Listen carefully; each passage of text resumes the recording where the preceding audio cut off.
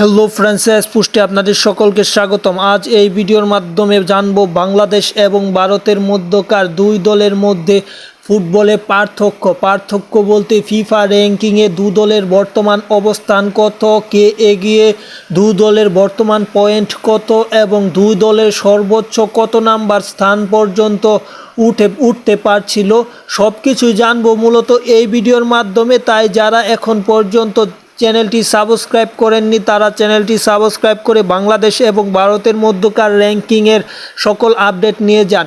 প্রথম যদি আমরা বর্তমান র্যাঙ্কিংয়ের কথা বলি, সেখানে ভারতের থেকে অনেক পিছিয়ে আছে বাংলাদেশ সেখানে ভারতের থেকে দেড় পিছিয়ে। ভারত যেখানে পয়েন্ট র্যাঙ্কিংয়ে আছে 127 নম্বরে, সেখানে বাংলাদেশ আছে 183 নম্বরে।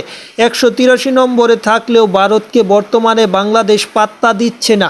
এটা গেল বর্তমান র্যাঙ্কিং। যদি আমরা পয়েন্ট দেখি, ভারতের পয়েন্ট আছে 1132, অপরদিকে বাংলাদেশের পয়েন্ট তাদের থেকে 200 উপরে কম। বাংলাদেশের 904 পয়েন্ট আছে এবং পয়েন্ট যোগ করলে আরও কিছু থাকতে পারে। এবং তারপরে যদি আমরা দু দলের সর্বোচ্চ র্যাঙ্কিং বা কোন পর্যন্ত তারা এগোতে পারছিল সেটা জানি, সেখানেও ভারত এগিয়ে। ভারত সর্বোচ্চ তাদের ইতিহাসে সেরা র্যাঙ্কিং হচ্ছে, তারা 94 নম্বর স্থান দখল করেছিল যে সময় থেকে তারা বিশ্বকাপ খেলার আশা করেছিল, কিন্তু পরবর্তীতে তারা পিছিয়েছে। অপরদিকে যদি বাংলাদেশের র্যাঙ্কিংয়ের কথা বলি, বাংলাদেশ সে সর্বোচ্চ ছিল